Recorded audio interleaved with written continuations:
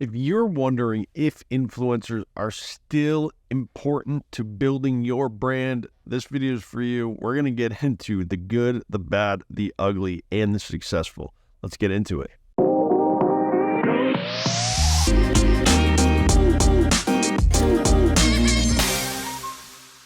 Hey guys, my name is Chris Morano, founder of Blue Water Marketing, an agency that works with direct-to-consumer e-commerce stores to go from 6 figures to 7 figures using an omni-channel marketing mix. And part of that marketing mix, yes, you guessed it, is influencers. But there's more to just saying like, hey influencer, can you promote my product? Because, well, what sometimes happens is these influencers think that they are, the greatest thing since sliced bread.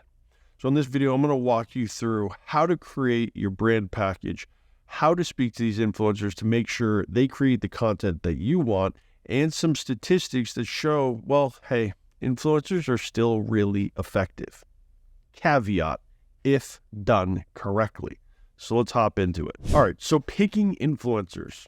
We all can go like hashtag sneakers and see like who is promoting sneakers, right?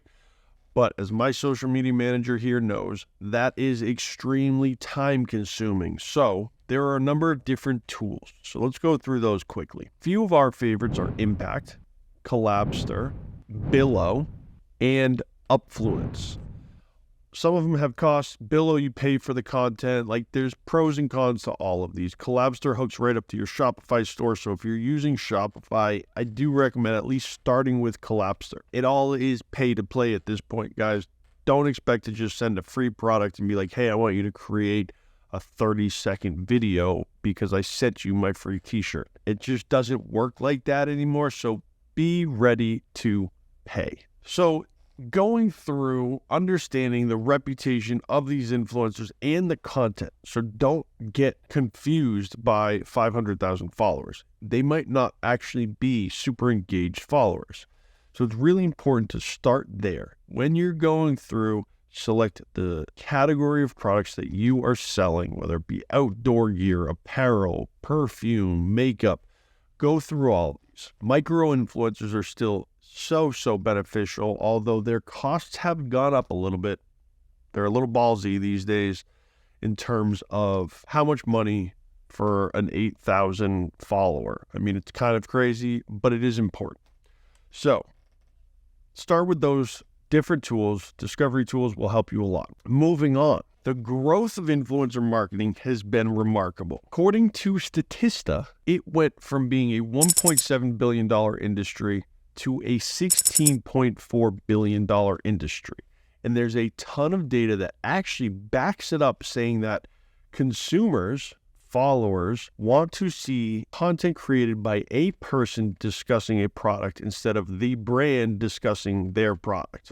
I can tell you that we're the greatest agency in the world, but if you watch this video, worked with several agencies in the past and several individuals, and I quote, if I were going to recommend anyone, it would be Chris and the team at Blue Water. You'll see that our clients actually say that we're the best agency they've ever worked with. So understanding that is really important. If you guys are finding this video useful, helpful, informative, go ahead, hit the thumbs up button, hit subscribe. Let's get back into finding influencers. Now, influencer content is fantastic because it can be repurposed for 3 things. First, you have their social following that they are using to promote your product and say how amazing it is.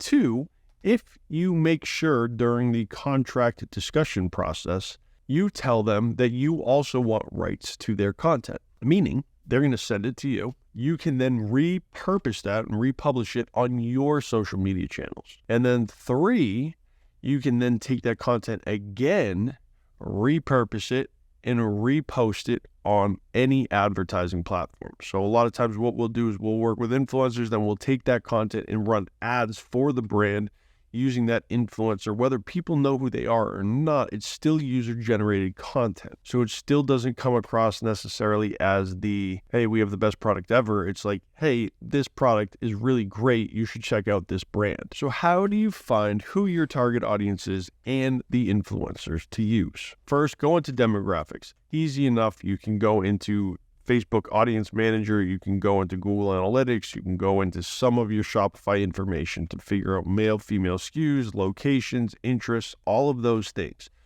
You have a list of your brand's audience.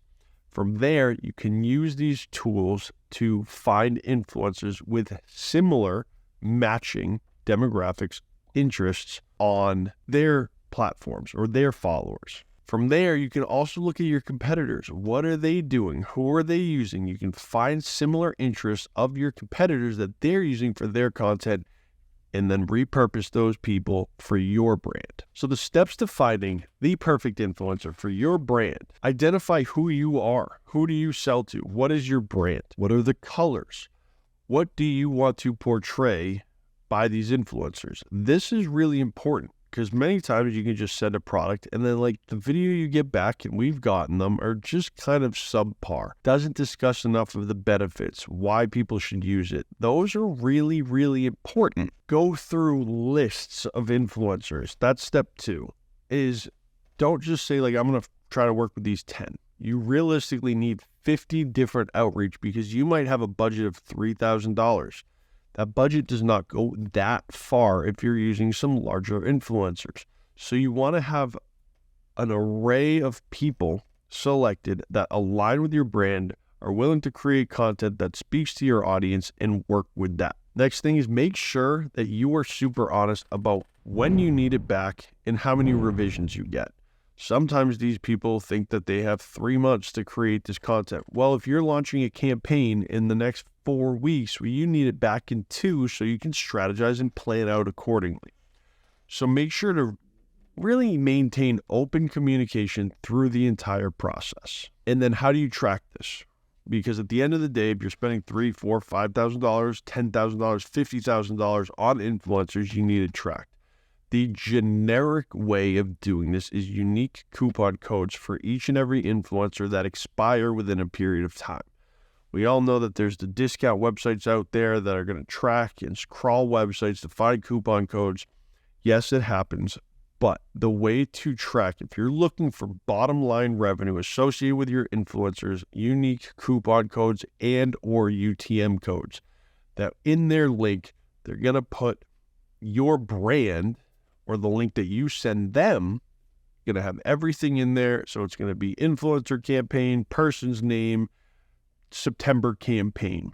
That way you can track both traffic as well as the coupon code tracks the revenue. Those are my tips. I hope you guys found this video useful. If you did, hit thumbs up, hit subscribe, and we'll see you in the next video.